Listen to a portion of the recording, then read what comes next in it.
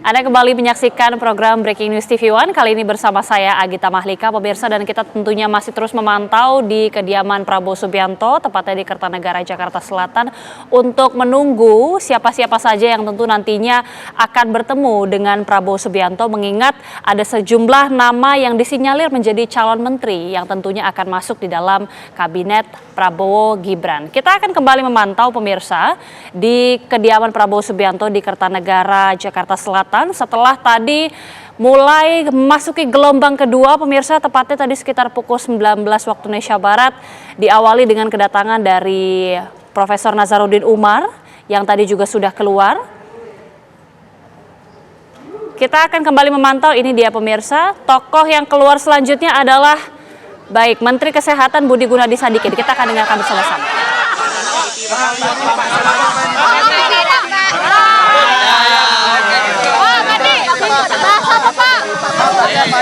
Ya, tadi saya dipanggil siang hari, dikasih tahu suruh datang sekitar jam 7.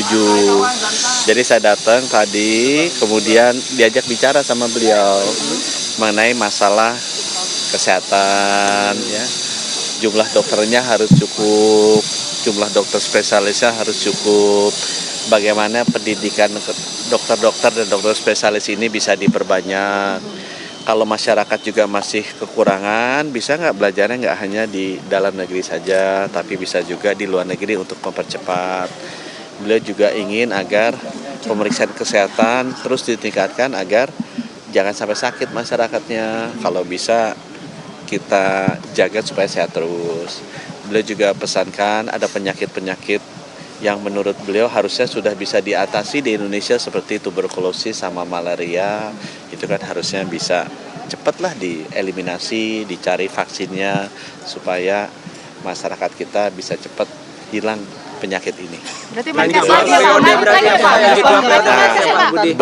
Beliau belum ngomong seperti itu, nanti beliau akan. Ada bahas soal ekonomi atau keuangan nggak, Pak? Kenapa? Ada bahas soal ekonomi atau keuangan nggak, Pak?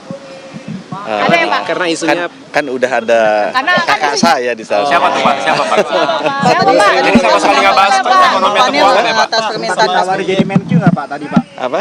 Sempat ditawari jadi Menkyu nggak? Enggak, tadi kita ada makanan jadi ngobrol. Jadi full bahas kesehatan, Pak? Kesehatan ya, Pak? Iya. Menkyu-nya tadi cocok dengan Ibu Sri Mulyani aja ya, Pak? Oh, kan kita duduknya di sebelahnya sama Ibu Sri Mulyani.